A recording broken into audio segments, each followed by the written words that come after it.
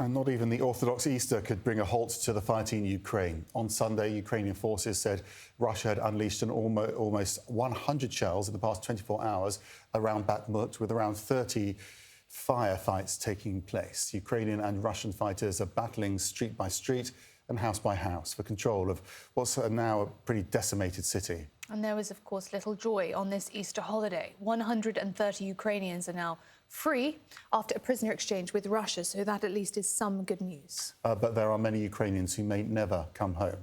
At the start of the war, they fled in the only direction that they could, and that was into Russia. Now they're living thousands of miles away in Russia's Far East. CNN's Scott McLean established contact with some of them who describe their lives now and why Ukrainians may not want them back. In the chaos of battle in Mariupol in eastern Ukraine, the civilians caught in the crossfire had few good options.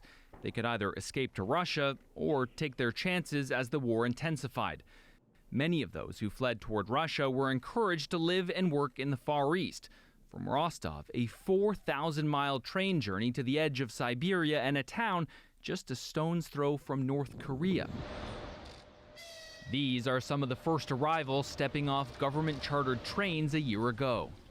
Why does Russia want those people there? That's a great question. One is a propaganda benefit, positioning these people as somehow willingly seeking citizenship in Russia. The second benefit is that Russia simply needs bodies. In many parts of the country, they don't have enough citizens to make those municipalities function. This hotel in the coastal town of Wrangel was where new arrivals were put up at first. CNN reached several of them through a Telegram group chat run by local volunteers, keeping a log of resident requests from baby food and toys to medicine. Anyone dissatisfied with their stay is told sarcastically to take their complaints to Moscow, the Kremlin, Putin.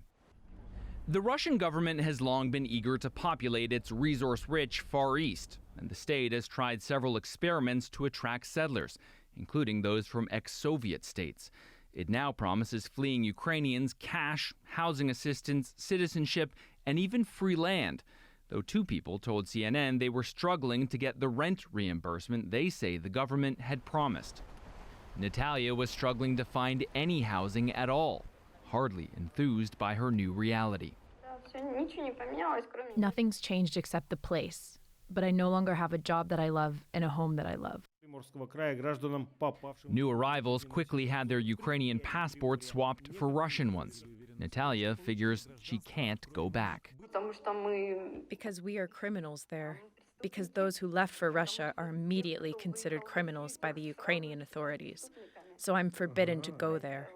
At this point, the absence of clarity is the biggest problem.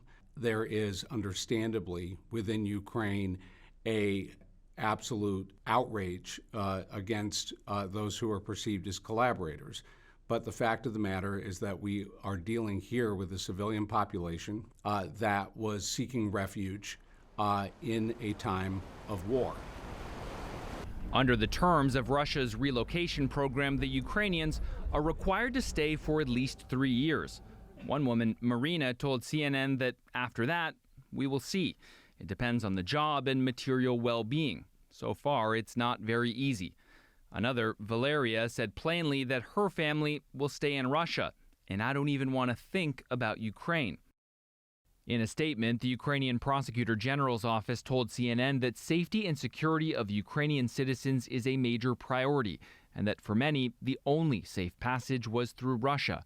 Of course, they are not considered collaborators. They need to get to a third country and address a local Ukrainian consulate. It will issue them Ukrainian documents to return to Ukraine. But for those who remain in Russia long term, the future is less clear. By Ukrainian law, people who publicly deny occupation or who call for support for Russian actions are considered collaborators. International law prohibits forcible transfers of people. Russia says more than 5 million Ukrainians have arrived in Russia since the full-scale war began.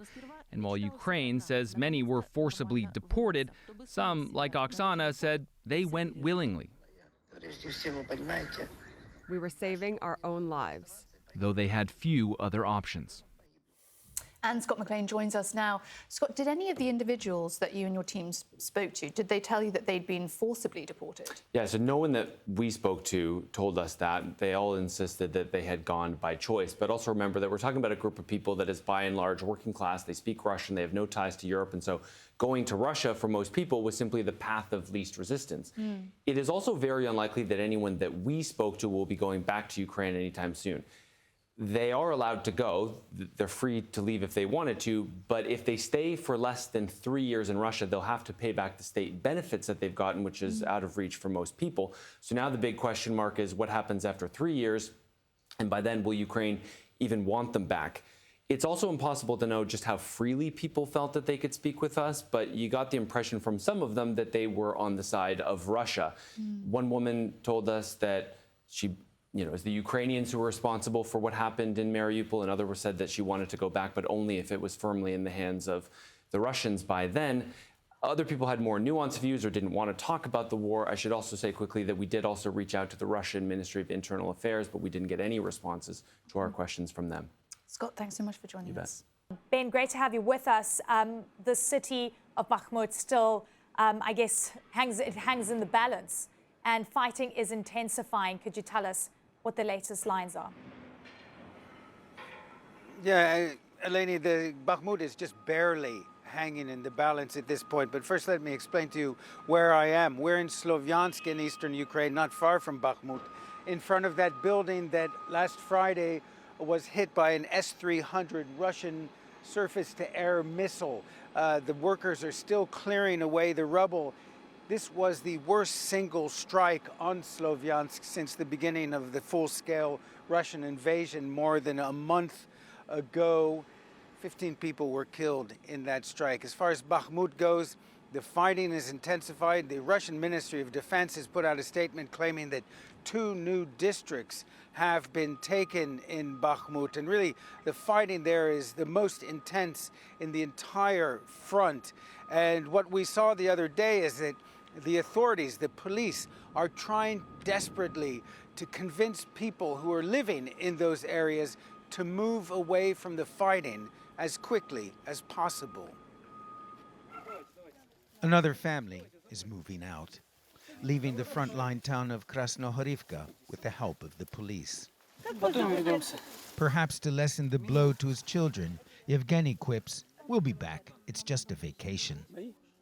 84-year-old Raya doesn't sugarcoat it. It's like torture, she says, but don't worry, we'll survive. Raya has lived in Krasnohorivka all her life. Rustam and his colleagues venture out to these frontline villages several times a week, trying to convince people to move to safer ground. It's dangerous work, but for Rustam, it's worth the risk to get these children out of harm's way. Looking into those eyes, he asks, what else can you do? If friendly persuasion doesn't work, there are other means. There's an order from local government requiring that children be evacuated from areas close to the fighting. This is how Vasily goes about the job of friendly persuasion. Sitting, talking, trying to convince those who remain that their lives are in peril. The people in this basement-turned bomb shelter have been down here for more than a year, and clearly that has taken a toll. Their homes are here, everything they know is here. They refuse to leave. The eastern end of Krasnohorivka is the hardest hit, yet even here there's a stubborn holdout. They've come to this building to try to convince an old man to leave. They've already evacuated his wife. As you can see, this area has been seriously smashed by incoming rounds.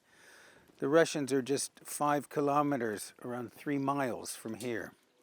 He didn't want his face to appear on camera. I'm not going anywhere, he says. I was born here and I'm going to die here. The chances of that happening here are perilously high. And what makes it even more perilous is the fact that the Russians are now using guided aerial bombs, which can be launched 50 kilometers from the front line. And the Russians apparently have no shortage of those bombs. Eleni? All right, Ben Wiedemann, thank you very much.